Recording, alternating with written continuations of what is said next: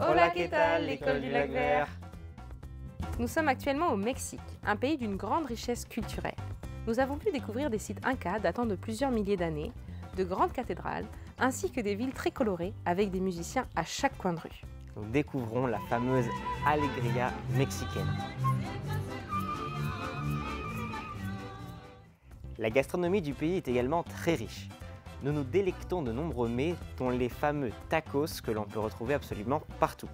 Les fruits et légumes que nous achetons dans d'immenses marchés sont délicieux. Les mangues et les avocats du Mexique sont les meilleurs que nous ayons jamais mangés.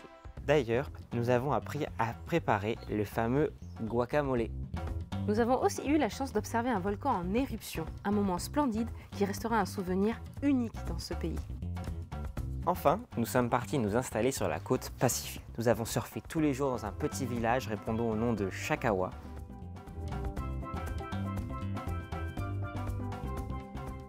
Ici, nous avons surfé les plus belles vagues de notre vie. Elles sont interminables.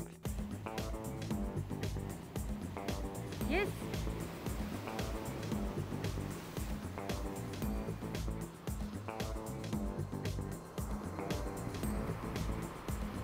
Voilà, c'est ça que je vois.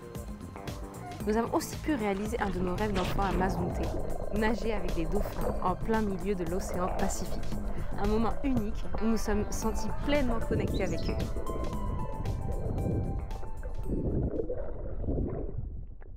C'est tout près de là, à Puerto Escondido, que nous avons eu la chance de découvrir une école mexicaine.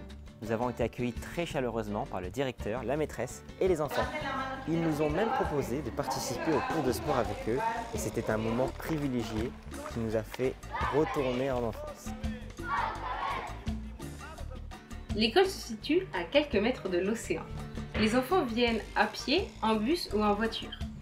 Ils ont école de 8h à 13h. Il existe une petite cantine où les enfants peuvent prendre leur encas de 10h30. Mais ils rentrent à leur maison pour le repas du midi. L'école est gratuite au Mexique, seul le service de garderie est payant. Ils sont environ 30 élèves par classe dans cette école. Il y a 11 classes dans l'école et il y a autant de maîtresses que de classes. L'uniforme est obligatoire au Mexique dans tout le pays et il est très bien adopté par toute la population puisqu'il implique deux choses. Déjà un vrai sentiment d'appartenance pour son école puisque chaque école du coup a ses couleurs, son slogan, son logo. Et la seconde chose, c'est le fait que les élèves, étant habillés de leur uniforme en dehors de l'école après leur cours, ils doivent bien se comporter dans la rue parce qu'ils sont facilement identifiables et donc ça poserait problème pour l'école si un de leurs élèves faisait une bêtise. Les matières enseignées sont à peu près les mêmes que chez nous, à l'exception d'une qui a retenu notre attention, c'est le cours des émotions. Les enfants apprennent à comprendre leurs émotions, à comprendre celles de leurs camarades et à dealer avec ça. Les enfants pratiquent différents sports, un peu comme chez nous, le volley, le handball, le foot, le basket je crois. Quand on est venu, donc on a pu faire du sport, on a même fait en fait du foot, il y avait des ateliers autour de ce sport-là. Mais ce qui a surtout retenu notre attention, c'est que déjà ce n'est pas la prof, l'institutrice qui fait le sport, c'est un éducateur et cet éducateur était vraiment super. Il donnait envie à tous les élèves de faire du sport, même ceux qui n'aimaient pas trop ça à la base.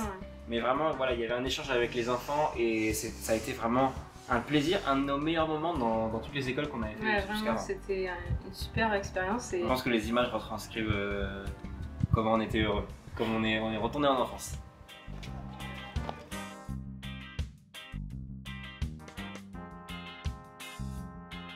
Les élèves en difficulté ont accès à un soutien scolaire qui est équivalent aux APC chez nous.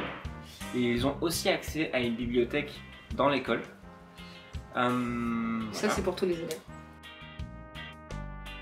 Concernant les jours fériés, les Mexicains en ont autant que nous. Et le jour de leur fête nationale, qui pour nous est le 14 juillet, c'est le 24 février. Enfin, nous leur avons demandé quel était leur plus grand rêve. Et beaucoup d'entre eux nous ont répondu qu'ils rêvaient d'intégrer la police, l'armée. Alors ça peut être surprenant, mais en fait Lisbeth, la maîtresse, nous a expliqué que les parents et les enfants vivent beaucoup dans l'insécurité et la violence dans le pays. Et donc ils en ont marre et ils ont envie que les choses changent. Et donc c'est pour ça que les enfants se retournent vers ces métiers-là. Oui, d'ailleurs c'est ce climat insécuritaire qui nous a empêché de sortir trop notre caméra. On n'a pas beaucoup de vidéos, de plans au Mexique parce que très vite on peut se faire voler, se faire braquer. Ça n'a rien à voir avec l'Asie où là-bas on était libre de sortir notre matériel quand on le voulait, n'importe quand, n'importe où. À la fin de notre visite, Lisbeth, la prof, on avait rencontré seulement le matin même, nous a offert des mangues séchées. Elle était vraiment trop gentille. Elle était passionnée et passionnante et elle nous a bien fait comprendre les enjeux que le Mexique a dealé sur les prochaines années et à mieux comprendre la mentalité mexicaine, la mentalité des enfants. C'était vraiment un échange très riche qu'on a eu. Exactement, elle a vraiment pris le temps de nous expliquer, de nous ouvrir ses livres d'histoire, de géographie, de presque nous faire un cours du Mexique en quelques heures et c'était vraiment super agréable. Ouais. Et ça a été une super expérience. Merci à elle. Voilà, notre épisode du Mexique se termine ici. Et oui, on se retrouvera la prochaine fois en Afrique. À très bientôt. Les petits Pesake.